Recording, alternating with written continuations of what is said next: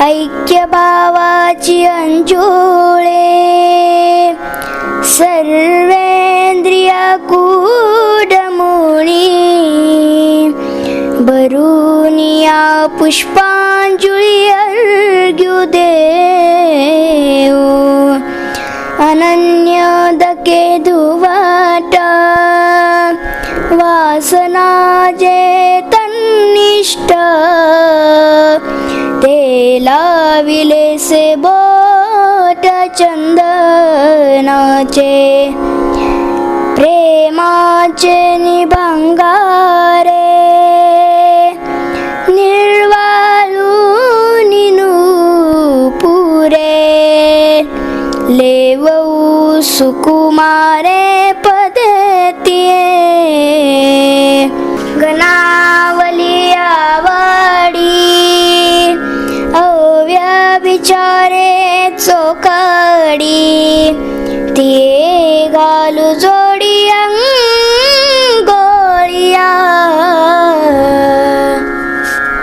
पुंडलिक वरदा हरी विठ्ठल श्री ज्ञानदेव तुकाराम पंढरीनाथ भगवान की जय. माऊली ज्ञानेश्वर महाराज की जय. जगद्गुरु श्री तुकाराम महाराज की जय. सद्गुरु जोग महाराज की जय.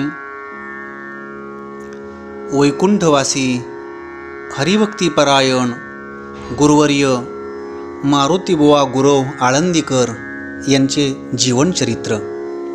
वैकुंठवासी श्री गुरु मारुतीबुवा गुरव यांचा जन्म आळंदीतच झाला.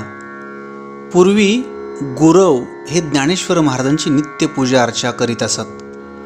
आळंदीपासून 2 मैलाच्या वस्तीवर विठोबा सखाराम गुरव हे राहत असत. त्यांना 2 कुटुंबे होती, अक्का व रंगूबाई. रंगूबाईंचे माहेर म्हणजे हायबत बाबा पवार यांचे आरफळ हे गाव होय. त्यामुळे रंगूबाईंनी लहानपणीच हायबत बाबांचे चरित्र ऐकलेले होते. घरात पंढरपूरच्या वारीची परंपराही होती.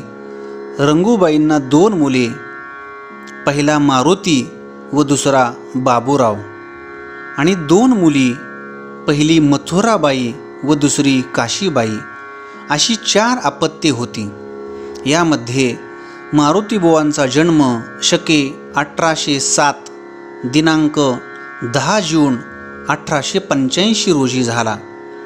त्यांचे इयत्ता 2री पर्यंतचे शिक्षण आळंदी येथे झाले व 3री 4थी या 2 वर्गाचे शिक्षण खडकी येथे राहत असलेल्या त्यांच्या बहिणीजवळ झाले.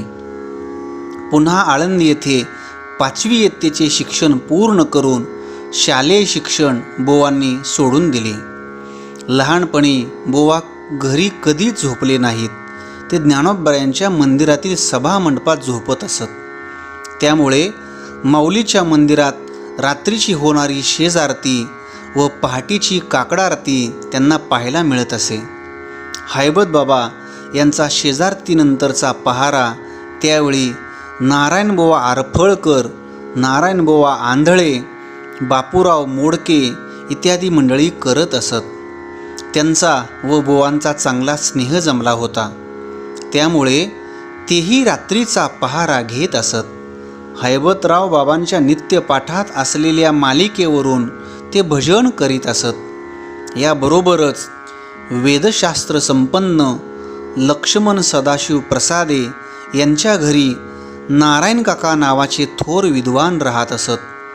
त्यांच्याकडे कृष्णाशास्त्री, ज्ञानोबा चक्रांकित, हरिहरेंद्र स्वामी व मारुतीबुवा योग वासिष्ठ ग्रंथाचे श्रवण करण्यास जात असत. त्या काळात मोठ्या मुलाचे लग्न लवकर करीत असत. बोवांच्या मातोश्रीच्या इच्छेवरून कृष्णाबाई यांच्याशी बोवांचा लहान वयातच विवाह झाला. त्या काळात कृष्णाबुवा श्रीगोंदेकर, श्रीपादबुवा भिंगारकर मंडळींची कीर्तनही मारुतीबुवा ऐकत असत. नाना महाराज साखरे पुण्यात ज्ञानेश्वरी सांगत असत. ती ऐकण्यासाठी अधूनमधून ते पुण्यास जात असत. या काळात जोग महाराजांची कीर्तीही त्यांच्या कानावरती पडली व त्यांचे कीर्तन ऐकण्यासाठी मारुतीबुवा उपस्थित राहिले. अभंग होता ज्ञानराज माझी योग्यांची माऊली. सद्गुरू जोग महाराजांच्या मुखातून त्यांनी ज्ञानोबरायांचे चरित्र ऐकले. मनामध्ये ज्ञानोबरायांविषयी असलेली श्रद्धा अधिकच वृद्धिंगत झाली व आपणही मधुकरी मागूनच भोजन करायचे असे त्यांनी ठरविले. दुसऱ्या दिवशी श्री मारुतीबुवा स्वतःच्या घरी गुरव आळीत मधुकरीची झोळी घेऊन उभे राहिले. आईला वाटले माऊलीचा नैवेद्य नेण्यासाठी आला असेल, म्हणून आई नैवेद्याचे ताट घेऊन बाहेर आली आणि पाहते तर काय, आपला मुलगा आपल्याच दारात भिक्षा घेण्यासाठी उभा आहे. आईने कारण विचारले. मारुतीबुवांनी 5 घरी भिक्षा मागूनच जगेन अशी ठरवलेली प्रतिज्ञा आईला सांगितली. आईला वाईट वाटले. रडत रडत त्यांची समजूत काढण्याचा प्रयत्न आईने केला, पण काही उपयोग झाला नाही. शेवटी एक दिवस आईने पुण्यामध्ये राहत असलेल्या मारुतीबुवांच्या कुटुंबाला कृष्णाबाई यांना घरी बोलावले व दुसऱ्या दिवशी मधुकरी वाढण्यासाठी मारुतीबुवांच्या समोर उभे केले. पण याचा यत्किंचितही परिणाम मारुतीबुवांवर झाला नाही. न डगमगता त्यांनी पत्नीच्या हातून भिक्षा स्वीकारली व ते पुढे गेले. सद्गुरू जोग महाराजांविषयी मारुतीबुवांच्या मनात अपार श्रद्धा वास करत होती. त्यातूनच इसवी सन 1904 साली सद्गुरू जोग महाराजांच्या आज्ञेवरून श्रीगुरू बंकटस्वामी महाराज व श्रीगुरू लक्ष्मणबुवा इगतपुरीकर आळंदीमध्ये ज्ञानेश्वरी पारायणासाठी आले. 100 पारायणे दूध पिऊन व शेवटची 8 पारायणे आजान वृक्षाची पाने भक्षण करून त्यांनी केली. हे सर्व माऊलीच्या मंदिरात मारुतीबुवा कुतूहलाने पाहत होते. शेवटी पारायणाच्या सांगतेसाठी जोग महाराज आळंदीला आले. त्यांनी मोठ्या उत्साहाने प्रवचन करून पारायणाची सांगता केली व ग्रामस्थांना भोजन प्रसादही दिला. हे सर्व सुख आपल्याही वाट्याला यावे, जोग महाराजांनी आपल्यालाही शिकवावे असे मारुतीबुवांना वाटत होते. त्यांनी धाडस केले व जोग महाराजांच्या चरणी प्रणाम करून सविनयतेने विचारले, महाराज, आपण मला ज्ञानेश्वरी सांगाल का? माझी खूप इच्छा आहे. आपण म्हणाल ती साधना मी करेन, पण माझा स्वीकार करा. सद्गुरू जोग महाराजांचे अंतःकरण द्रवले व त्यांनी बंकटस्वामी लक्ष्मणबुवा यांच्याबरोबर पुण्यास ये असे सांगितले. त्यावेळी मारुतीबुवांचे वय होते 19 वर्ष, तर स्वामी व लक्ष्मणबुवा होते 27 वर्षाचे. तेथून पुढे क्षणाचाही विलंब न लावता मारुतीबुवा जोग महाराजांच्या वाड्यात बंकटस्वामी लक्ष्मणबुवा यांच्याबरोबर राहू लागले. ठरवून दिलेल्या घरी मधुकरी मागू लागले. ज्ञानेश्वरी, अमृतानुभव, अभंग गाथा, गीता आदी ग्रंथांचे सद्गुरू मुखातून श्रवण करू लागले. काळ चिंतनात अखंड जाऊ लागला आणि पारमार्थिक साधनेच्या डोळस मार्गदर्शकाचा, समविचारी साधकांचा अखंड सहवास सुरू झाला. त्यानंतर या सर्व मंडळींना घेऊन सद्गुरू जोग महाराज लोणावळ्याला कालेवरांच्या बंगल्यात आले. तेथे 2 महिने संत वाङ्मय, वेदांत आदी ग्रंथांची अभ्यास कार्यशाळाच जोग महाराजांनी घेतली. त्यात बंकटस्वामी, मारुतीबुवा, लक्ष्मणबुवा, पांडुरंगशास्त्री कुलकर्णी, प्रल्हादबुवा सुबंद, बापूसाहेब पाटसकर, दगडूबुवा हिंगणीकर, रुद्राप्पा पालीकर, लक्ष्मणबुवा कुंडकर आदी मंडळी सहभागी झाली होती. तेथील चिंतनशाळा संपल्यावर सद्गुरू जोग महाराजांचे मित्र हरिप्रसाद स्वामी यांच्याकडे देहरादून येथे हिमालयाच्या पायथ्याशी या सर्व मंडळींना जोग महाराजांनी वेदांत ग्रंथाचे अध्ययन करण्यासाठी पाठवले व ते अध्ययन संपवून सर्व मंडळी फिरत फिरत पुण्यात आली. सद्गुरू जोग महाराज यांच्या सांगण्यावरून मारुतीबुवा श्री तुकोबरायांच्या तपस्थलीत श्री क्षेत्र भंडारा डोंगर येथे अनुष्ठानासाठी आले. जगद्गुरु तुकोबऱ्यांच्या तपस्थलीत एकांतात काळ जाऊ लागला. काही दिवसांनी तेथे श्री बंकट स्वामी व श्री लक्ष्मणबुवा हे देखील दाखल झाले. त्यांच्या भेटीने मारुतीबुवांच्या साधनेत अजूनच बळकटी आली. या दोघांचेही गाथे मुखोद्गत होते. संत वाङ्मयाचे सूक्ष्म चिंतन होते. वृत्ती अंतर्मुख करण्याकडे दोघांचा कल होता. याचा लाभ मारुतीबुवांना होऊ लागला. त्यानंतर मारुतीबुवा अनुष्ठान संपवून सद्गुरू जोग महाराजांजवळ पुण्यास आले. सद्गुरू जोग महाराजांनी धर्मप्रसाराचे कंकण त्यांच्या हाती बांधले. तिथून पुढे मारुतीबुवा कीर्तन प्रवचन करू लागले. बुवा गृहस्थी असल्यामुळे त्यांनी आपले कार्यक्षेत्र आळंदीच निवडले. माऊलीच्या मंदिरात पारायण करणाऱ्या मंडळींची सेवा ते करत. सायंकाळी ते ज्ञानेश्वरी सांगत. हळूहळू श्रवणाला येणाऱ्या मंडळींची संख्या वाढू लागली. अनेक परमार्थप्रेमी साधकांचा वर्ग मारुतीबुवा व्यवस्था करतात या आधारावर आळंदीत निश्चिंत होऊन पारायणास ज्ञानेश्वरी प्रवचनास नित्याने उपस्थित राहू लागला. या सर्वच वाढत चाललेल्या मंडळींची व्यवस्था पाहणे मारुतीबुवांना अवघड वाटू लागले. त्यांनी याविषयीची चिंता जुन्नरच्या श्री मारुतीबुवा ठोंबरेंजवळ व्यक्त केली. श्री मारुतीबुवा ठोंबरे त्यांच्या मदतीला धावून आले. ते आजूबाजूच्या गावातून फिरून धान्य गोळा करत तर मारुतीबुवा ज्ञानेश्वरी सांगत. अशा पद्धतीने काळ जाऊ लागला. पण हे सर्वच घडणे कठीण होते. तेव्हा मारुतीबुवा गुरव व मारुतीबुवा ठोंबरे यांना असे वाटे, जर या कार्यास सद्गुरू जोग महाराजांनी ठरवले तर खूप नीटनेटके स्वरूप देता येईल. आळंदीसारख्या ठिकाणी वारकरी संप्रदायाचे शुद्ध तत्त्वज्ञान, ज्ञानेश्वरी, अमृतानुभव, चांगदेव पासष्टी, गाथा, भागवत इत्यादी ग्रंथांच्या आधारे जर मुमुक्षु साधकांना एकाच ठिकाणी ज्ञान मिळाले आणि त्याबरोबर गायन, मृदंगवादन आदी संप्रदाय पूरक गोष्टींचे ज्ञानही त्यांना देता आले तर किती बरे होईल. या सर्व लक्षित कार्याला साधण्यासाठी वारकरी शाळा आळंदीत सुरू करावी असे दोघांनाही मनोमन वाटे. पण जोग महाराजांना हे सांगणार कोण. एक दिवस मारुतीबुवा गुरुवांनी पुण्याला जाऊन भीत विषय सद्गुरू जोग महाराजांच्या कानावर घातला. बुवा एकदम खवळले. त्यांची प्रवृत्ती लोकसंग्रहाची अजिबात नव्हती. मांडीना स्वतंत्र फळ हे त्यांचे जीवन ध्येय होते. शेवटी मारुतीबुवा तेथून खिन्न मनाने आळंदीला आले. पण मनातील वारकरी शाळेचा विचार काही केल्या जात नव्हता.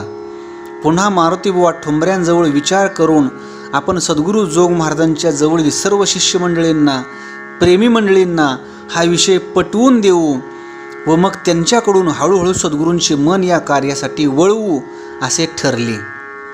मग बंकट स्वामी, लक्ष्मणबुवा, मामासाहेब दांडेकर, पंडित पांडुरंग शर्मा, नारायण स्वामी इत्यादी सद्गुरू जोग महाराजांच्या जवळील मंडळींना विषय पटवून दिला गेला. शेवटी जोग महाराजांचा होकार मिळवण्याची जबाबदारी पंडित पांडुरंग शर्मा व श्री नारायण स्वामी यांनी स्वीकारली. पंढरपूरच्या यात्रेत सद्गुरू जोग महाराजांना आपण फक्त हो म्हणा, शाळेसाठी काम करण्यास आम्ही सर्व तयार आहोत असे पांडुरंग शर्मांनी सांगितले. जे काम आपण आयुष्यभर घरी केले तेच मोठ्या प्रमाणात कायमचे होईल विचार करून शेवटी जोग महाराजांनी होकार दिला व चैत्र शुद्ध प्रतिपदा शके 1839 रोजी दिनांक 24/3/1917 रोजी आळंदीत वारकरी शिक्षण संस्थेची स्थापना झाली. माऊलींच्या प्रेरणेने, जोग महाराजांच्या कृपेने मारुतीबुवांचा संकल्प पूर्ण झाला आणि अवघ्या महाराष्ट्राचे पारमार्थिक भाग्य सफल झाले. संस्था स्थापन झाल्यावर मारुतीबुवांच्या कार्याला भरती आले. मारुतीबुवा आणि संस्था यांचा संबंध काय तर मारुती बुवा म्हणजेच वारकरी शिक्षण संस्था व वारकरी शिक्षण संस्था म्हणजेच मारुती बुवा असे अभिन्न समीकरणच झाले. संस्थेच्या सर्व कार्यात अगदी झाडून घेण्यापासून ते मुलांचे पाठ घेणे, त्यांची राहण्याची सोय करणे, खाण्याची व्यवस्था करणे हे सर्व ते पाहत असत. बुवा नेहमीप्रमाणे पहाटे 3 वाजता उठत इंद्रायणीवर स्नानासाठी जात. त्यानंतर ज्ञानोबरांच्या समाधीचा अभिषेक पाहणे, काकडा करणे, माऊलींच्या समाधीवर पाणी घालणे, गणपती, सिद्धेश्वर, सुवर्णपिंपळ, हनुमंतराय, गरुड, हैबतबाबांची पायरी इत्यादी देवभक्तांना पाणी घातल्यावर त्यानंतर उदार कृपाळू या सद्गुरूंच्या वर्णनाला लाजवील असे लोकविलक्षण कार्य ते करत. ज्या ठिकाणी विद्यार्थी राहतात त्या धर्मशाळेच्या उंबरठ्यावर बुवा पाणी घालत. भाव हा होता की सर्वस्वाचा त्याग करून आलेल्या या माऊलींच्या लेकरांतून पुढे कोणी सिद्ध साधक जन्माला येईल हे सांगता येणार नाही. त्याची पारमार्थिक साधना सफल व्हावी, त्याच्या जीवनातील अज्ञानाची कल्मश धुवून निघावीत, हीच यामागची भूमिका आहे. हे सर्व कार्य करत असताना आपण गृहस्थी आहोत याची पुसटसे भानही त्यांना राहिले नव्हते. संस्था हेच त्यांचे कुटुंब होते. संस्था स्थापनेपासून ते संस्थेचे सभासद तर होतेच, पण त्याबरोबर शिक्षकही होते. 1920 ते 1943 पर्यंत चिटणीसही होते. सद्गुरू जोग महाराजांचा पुण्यतिथी उत्सवाचा सप्ताह अगोदर माऊलीच्या मंदिरात होत असे. तो इंद्रायणीच्या घाटावर जोग महाराज समाधीसमोर श्री मारुती बुवांनी आणला. जोग महाराजांनी हाती घेतलेले सार्थ ज्ञानेश्वरीचे काम अपूर्ण राहिले. ते पूर्ण करण्यासाठी बंकट स्वामी, मामासाहेब, लक्ष्मण बुवा, पांडुरंग शर्मा आदी मंडळी पुण्यात देशमुखांच्या वाड्यात बसत. त्यासाठी मारुती बुवा आळंदीतून पुण्यास जात असत. सार्थ ज्ञानेश्वरीचा अर्थ विस्ताराने लिहावा असे मारुती बुवांना वाटे, पण बाकी मंडळी संक्षेपानेच चांगले असे म्हणत. ज्ञानेश्वरी सर्वांना कळावी याविषयी मारुतीबुवांची तळमळ असे. शेवटी सार्थ ज्ञानेश्वरीतील मारुतीबुवांचे योगदान काय, तर सार्थ ज्ञानेश्वरीतील कंसात दिलेला अर्थ हे मारुतीबुवांच्या आग्रहाचे फळ होय. 1920 साली व 1923 साली आळंदीत 2 अधिक मासाचे अखंड हरिनाम महोत्सव श्री बंकट स्वामींनी केले. त्या नामयज्ञात भोजन व्यवस्थेची सर्व जबाबदारी मारुतीबुवांनी पार पाडली. भोजन झाल्यावर ते पत्रावळ्याही उचलत. त्यानंतर ठाकूरबुवांच्या मठात ज्ञानेश्वरी सांगत. पत्रावळ्या उचलणारा ज्ञानेश्वरी सांगेल का म्हणून लोक चर्चा करत. तर ज्ञानेश्वरी सुरू झाल्यावर लोक मंत्रमुग्ध होऊन जात. बुवा नेहमी म्हणत, भोपळे पाण्यात तरतात तसे दगड तरत नाहीत, तसे सेवेशिवाय खरे ज्ञान जीवनात उतरत नाही. निष्काम सेवेने ईश्वराचे पूजन हा त्यांच्या आवडीचा मार्ग होता. संस्था व इतर कीर्तन प्रवचनाचा व्याप सांभाळून मारुतीबुवांनी तीर्थयात्राही केल्या.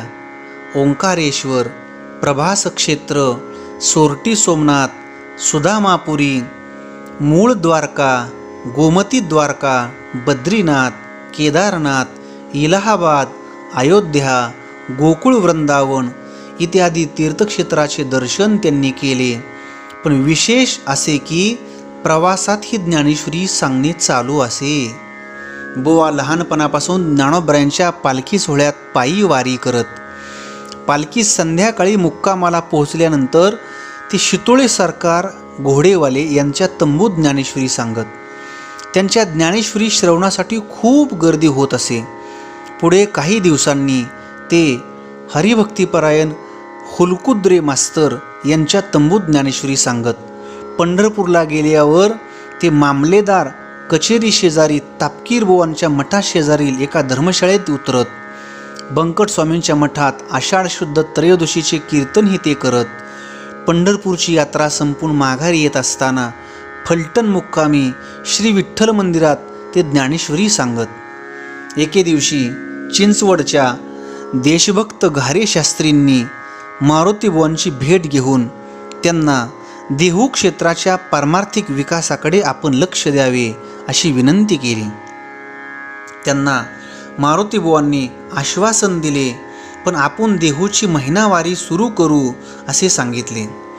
देहूच्या महिनावारी सुरू करण्याविषयी मारुतीबुवांनी संस्थेच्या विश्वस्त मंडळींना, शिक्षकांच्या पुढे विचार मांडला, पण त्याला प्रतिसाद मिळाला नाही. शेवटी मारुतीबुवांनी स्वतःपुरता निर्णय घेतला. इसवी सन 1935 साली मार्गशीर्ष शुद्ध एकादशीस सकाळी विना गळ्यात घालून बुवा एकटे वारीला निघाले. सर्व विद्यार्थ्यांनी ते पाहिले व सर्व पटापट दिंडीत सामील झाले आणि वारकरी शिक्षण संस्थेची देहू महिना वारी अखंड सुरू झाली. पुढे वारीला मोठे स्वरूप येऊ लागले. देहूत विद्यार्थ्यांची राहण्याची व्यवस्था व्हावी म्हणून संस्थेचे माजी विद्यार्थी ज्ञानोबा माऊली देहूकर यांनी पुढाकार घेतला व त्यांच्या भावजईची गोपाळपुरा येथे असलेली जागा संस्थेस बक्षीसपत्र म्हणून मिळवून दिली. मारुतीबुवांना ज्ञानेश्वरी सांगण्याची खूप आवड होती. ज्ञानोबांचे विचार जगाला कळावेत म्हणून ते मोठे कष्ट घेत. केव्हाही, कुठेही आणि कोणालाही ज्ञानेश्वरी सांगायला बुवा तयार असत. त्यांनी पंढरपूर येथे 1934 साली श्री बंकट स्वामींच्या मठात 4 महिन्यात संपूर्ण ज्ञानेश्वरी सांगितली. सकाळी 7 ते 10 व दुपारी 3 ते 6 अशी रोज 6 तास बैठक करून त्यांनी संपूर्ण ज्ञानेश्वरी सांगितली.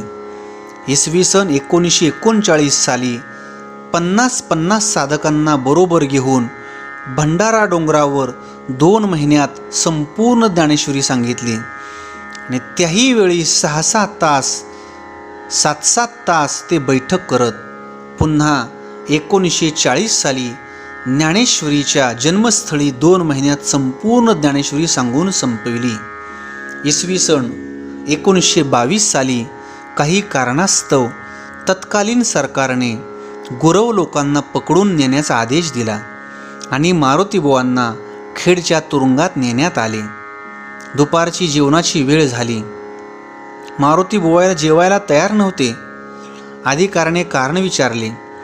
मारुतीबुवांनी उत्तर दिले, मी ज्ञानेश्वरी वाचल्याशिवाय जेवण करत नाही. अधिकाऱ्याने वरती रिपोर्ट केला. गोष्ट पुण्यात मामासाहेबांना कळली.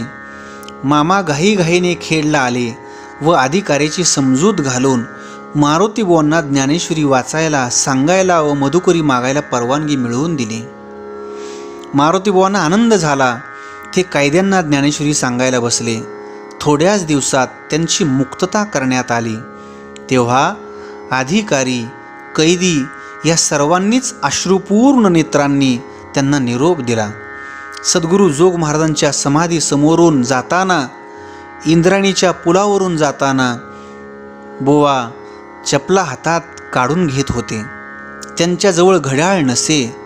कॉफी इत्यादी पेय त्यांनी कधीच घेतले नाही. पान सुपारीचे व्यसनही त्यांनी कधीच केले नाही व व्यसन करणाऱ्यांची गयही त्यांनी कधी केली नाही.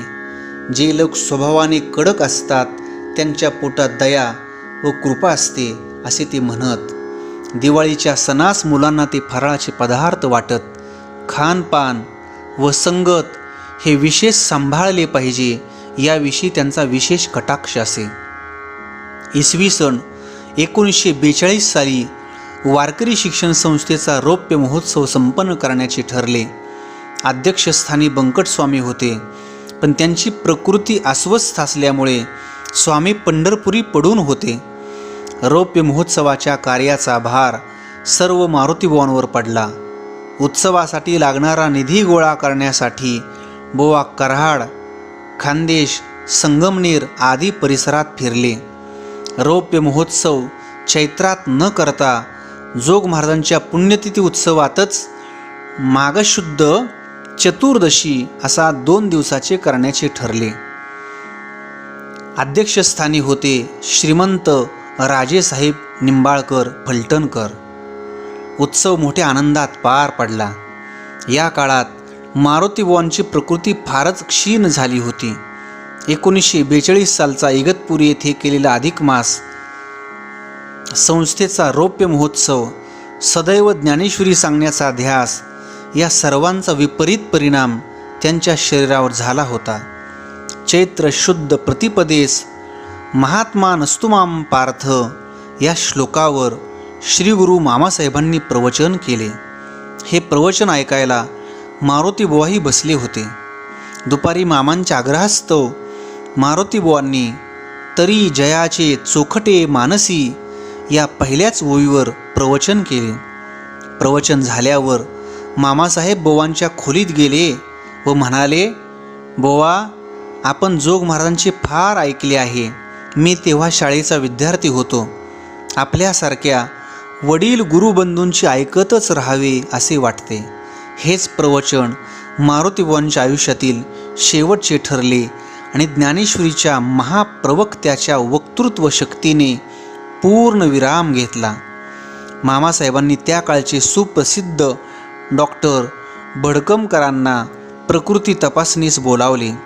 डॉक्टरांनी प्रकृतीची तपासणी करून मामांना सांगितले, तुमचे बुवा जास्त दिवसाचे सोबती नाहीत. बोलून बोलून त्यांच्या छातीची चाळणी झाली आहे. त्यांना अजिबात बोलू देऊ नका. कफाशयही वाढला आहे.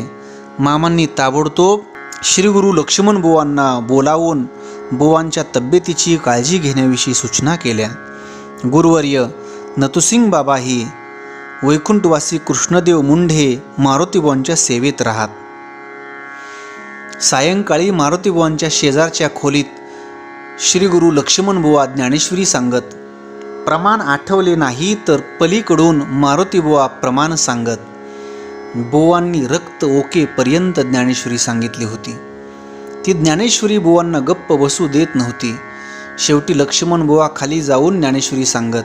हेतू एकच की मारुती बुवांनी बोलता कामा नये. दिवसेंदिवस आजार वाढत गेला. शेवटी ज्येष्ठ शुद्ध पौर्णिमा शुक्रवार बुवा सकाळी उठले. स्नान नित्यनेम आटोपून माऊलींच्या मंदिरात दर्शनाला जाण्यासाठी आग्रह धरू लागले. विशेष म्हणजे त्या दिवशी बुवांचे चिरंजीव एकनाथचे लग्नही माऊलीच्या मंदिरात होते. पण डॉक्टरांनी बुवांना हालचाल करण्यास मनाई केली होती. त्यामुळे दर्शनासाठी नेता येईना. लग्नाच्या अक्षदासुद्धा बुवांनी इथूनच टाकाव्यात असे ठरले.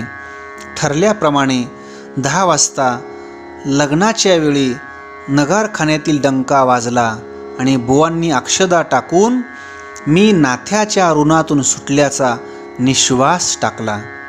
सायंकाळी 4 वाजता मुक्ताबाई यांनी बुवांना दूध पिण्यासाठी दिले. बुवांनी ते घेतले. ज्ञानेश्वरी सांगण्याची वेळ झाली म्हणून लक्ष्मण बुवा खाली ज्ञानेश्वरी सांगण्यासाठी गेले. वरती बुवा उठवून बसले. पद्मासन घातले. 4:15 मारुती बुवांनी डोळे मिटले. बुवांची अवस्था मुक्ताबाईच्या लक्षात आली. त्या धावत खाली लक्ष्मण बुवांकडे गेल्या आणि जोरात म्हणाल्या, आपले बुवा चालले. लक्ष्मण बुवा ताडकन उठून वर धावत आले. पण तोपर्यंत मारुती बुवांनी आपले प्राण ज्ञानोबरायांच्या चरणी विसर्जित केले होते. पुंडलिक वरदा हरिविठ्ठल श्री ज्ञानदेव तुकाराम माऊली ज्ञानेश्वर महाराज की जय. जगद्गुरु तुकाराम महाराज की जय.